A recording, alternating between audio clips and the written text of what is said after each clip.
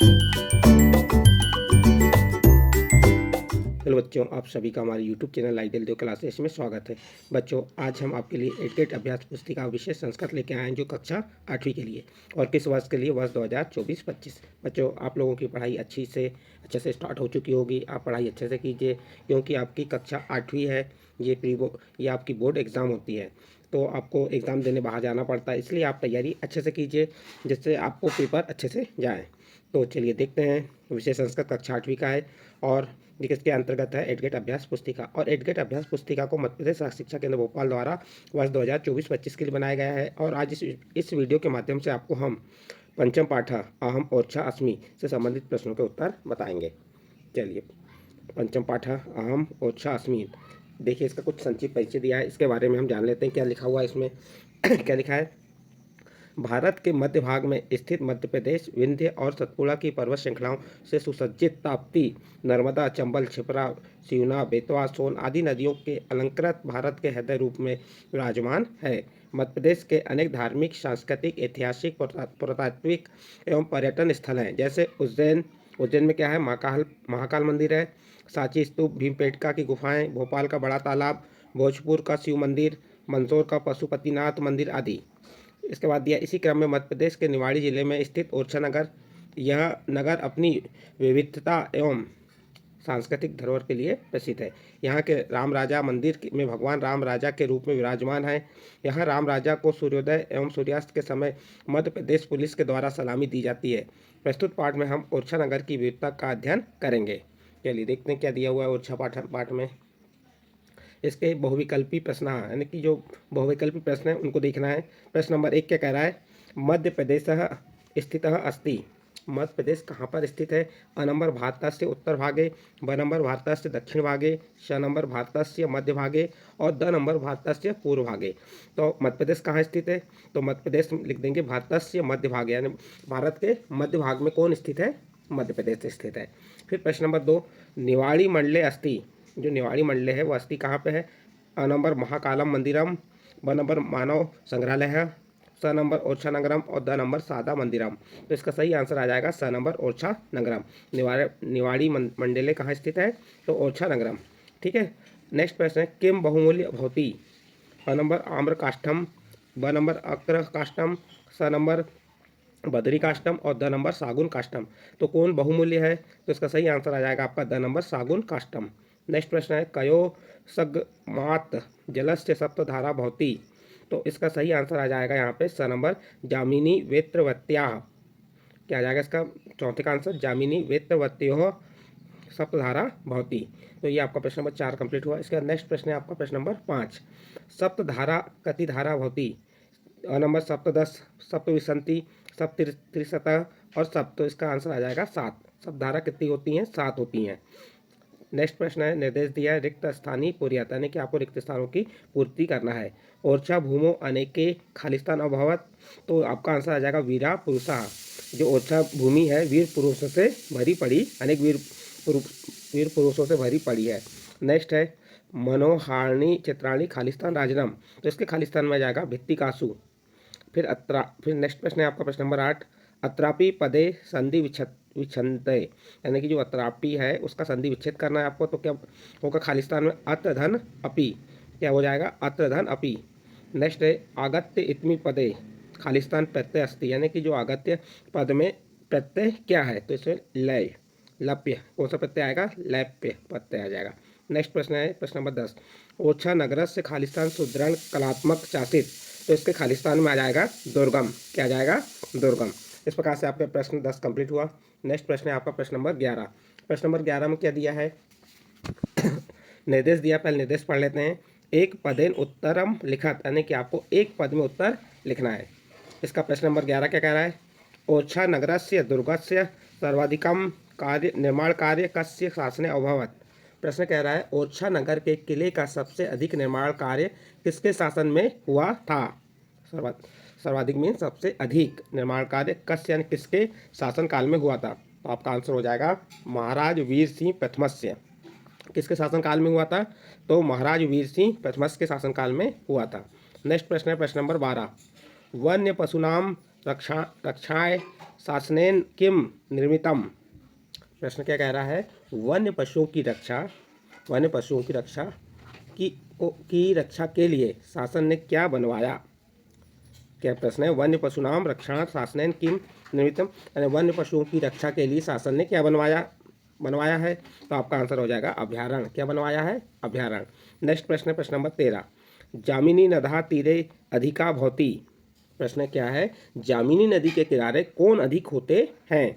तो आपका उत्तर हो जाएगा जम्बू वृक्षा। जम्बू वृक्षा मीन्स जामुन के पेड़। जामिनी नदी के किनारे कौन से पेड़, जामुन के पेड़ अधिक होते हैं। तो इस प्रकार से आप प्रश्न नंबर 13 का उत्तर लिखेंगे। नेक्स्ट है प्रश्न नंबर 14, दुर्गस्य वामे दर्शनीयम किम विद्यते। प्रश्न क्या कह रहा है, किले के बाएं भाग में देखने योग्य क्या है। दुर्गस्य वामे, वामे मीन्स बाएं, दर्शनीय यानी देखने, किम यानी क्या, विद्यते यानी है। तो क्या है बताइए। तो यहाँ पे आपका आंसर हो जाएगा चतुर्भुज मंदिरम। क्या है, चतुर्भुज मंदिर। चतुर्भुज मंदिर है किसके, किले के बाएं भाग में देखने योग्य क्या है। तो आप बता देंगे चतुर्भुज मंदिरम। आपका प्रश्न नंबर 14 का उत्तर कंप्लीट हुआ। इसके बाद नेक्स्ट प्रश्न है आपका प्रश्न नंबर 15। ये कैसे प्रश्न है आपके प्रश्न 15 से, एक वाक्य में उत्तर लिखा था, आपको एक वाक्य में उत्तर लिखना है। प्रश्न नंबर 15 क्या कह रहा है आपका, ओरछा परिसरे स्थिते दुर्गे भवनेषु कस्या कलायाः चित्राणि सन्ति। क्या कह रहा है इसमें, ओरछा परिसर यानी ओरछा परिवार में स्थित किले के भवन में किस कला के चित्र हैं। तो यहाँ पे आप देखिए, इसका उत्तर आपको लिखना है, बहुत आसान है इसका उत्तर लिखना, पूरा याद करने की आवश्यकता नहीं है। प्रश्न को ही आधा से ज़्यादा प्रश्न लिखना है, बस उत्तर एक पद में लिखना है आपको। तो देखिए आज आपने स्टार्ट कहाँ से कर दिए, ओरछा परिसर स्थित दुर्गे भवस्यु कस्या। तो ये कस्या के स्थान पे, किसके स्थान पे, ये कस्या जो दिया है, इस कस्या के स्थान पे आप क्या लिख देंगे, स्थापत्य कलाहा। बस एक शब्द लिखना है आपको, क्या लिखना है, स्थापत्य कलाहा। बाकी जैसा का वैसा कलायाः चित्राणि सन्ति। तो ये आपका देखो स्थापत्य है, यहाँ पे ओनली स्थापत्य लिखना है, कलायाः भी पहले से ही दिया हुआ है, तो कस्या के स्थान पे स्थापत्य। तो इसका उत्तर क्या हो जाएगा, ओरछा परिवार में स्थित किले के भवन में स्थापत्य कला के चित्र हैं। इस प्रकार से आपका ये प्रश्न कंप्लीट हुआ। नेक्स्ट प्रश्न आता है आपका, ये स्थिति यहाँ से एक ही मात्रा हट गई है। फिर नेक्स्ट है प्रश्न नंबर 16, राम राजा मंदिरम कस्या नदा तटे विद्यते। प्रश्न क्या है, राम राजा मंदिर किस नदी के किनारे है। तो कस्या के स्थान पे आपको लिख देना जिस नदी का नाम है। तो देखिए राम राजा मंदिरम ये प्रश्न में दिया हुआ है, कस्या के स्थान पे आपको क्या लिखना है, वेत्रवत्या। कौन सी नदी है, वेत्रवत्या नदा तटे विद्यते। तो एक ही इसमें पद लिखना है आपको, ज़्यादा कठिन नहीं है, बस लिखने का तरीका आपको मालूम होना चाहिए। इसके बाद नेक्स्ट प्रश्न है आपका प्रश्न नंबर 17, केशवदास कस्या भाषा प्रसिद्ध कवि अस्ति। क्या कह रहा है, केशवदास किस भाषा के प्रसिद्ध कवि हैं। तो एक कस्या के स्थान पे आप क्या लिख देना है, हिंदी भाषा। बाकी प्रश्न जैसा का वैसा लिख देंगे। तो प्रश्न क्या था आपका, केशवदास कस्या भाषा प्रसिद्ध कवि अस्ति। तो आप आंसर बताएंगे केशवदास हिंदी भाषा प्रसिद्ध कवि अस्ति। इसके बाद नेक्स्ट प्रश्न है, हरदोल कस्य प्रिय अनुज आसित।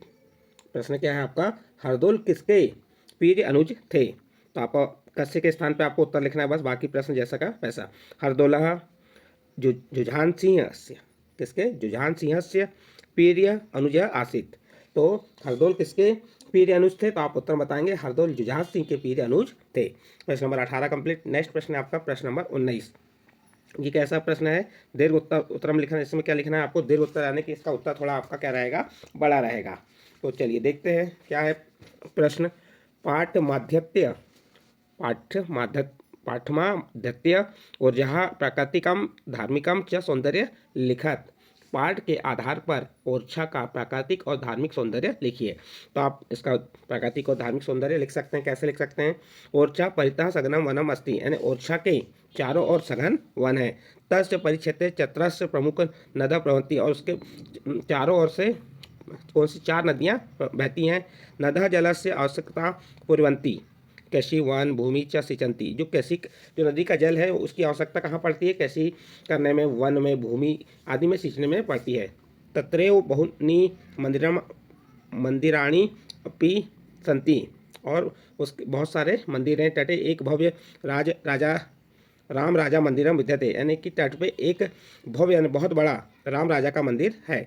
मंदिरे रामस्य लक्ष्मण सीतायाश्च भव्या मनोरमा प्रतिमा प्रतिष्ठित। और मंदिर में किसकी? राम की, लक्ष्मण की, सीता की भव्य मूर्तियाँ हैं, वहाँ पे मनोरम मूर्तियाँ रखी हुई हैं। मंदिरस्य उद्याने विश्वान स्थल वर्तते। तो और जो मंदिर है उसको क्या है? मंदिर के उद्यान में विश्वान स्थल है। तो इस प्रकार से आप इस प्रश्न का उत्तर लिख सकते हैं। इस प्रकार आपका प्रश्न नंबर 19 कंप्लीट होता है। इसके बाद नेक्स्ट प्रश्न आता है आपका प्रश्न नंबर 20। और ये प्रश्न आपका पाठ जो आपका पंचम पाठ है उसका अंतिम प्रश्न है। क्या दिया है? पाठे समागातानाम सप्तमी विभक्ति युक्तान पदान चित्वा लिखत, यानी कि पाठ में आए सप्तमी विभक्ति वाले पद आपको लिखना है। जैसे यहाँ पे यथा मंडले शासने दिया है, उसी प्रकार आपको पाठ से ढूंढ के यहाँ पे लिखना है। तो हमने आपको यहाँ बताया, जैसे निवाड़ी मंडले अस्मिन वने परिक्षेत्रे तीरे दक्षिण भागे तटे मंदिरे उद्याने भूमो तेषु समस्ते परिसरे शासने मध्य काले च। तो ये क्या हो गए? आपके सप्तमी विभक्ति वाले पद हो गए। तो इस प्रकार से बच्चों ये आपका प्रश्न नंबर 20 भी कंप्लीट होता है और इस प्रश्न के साथ आपका पंचम पाठ समाप्त होता है। बच्चों जो आपको पाठ के प्रश्न उत्तर बताए, रिक्त स्थान बताए, सही जोड़ी बताए, ये अच्छी लगी हो तो आप हमारे चैनल आइडियल देव क्लासेस को सब्सक्राइब कीजिए और हमारे इस वीडियो को अन्य ग्रुप में शेयर जरूर कीजिए।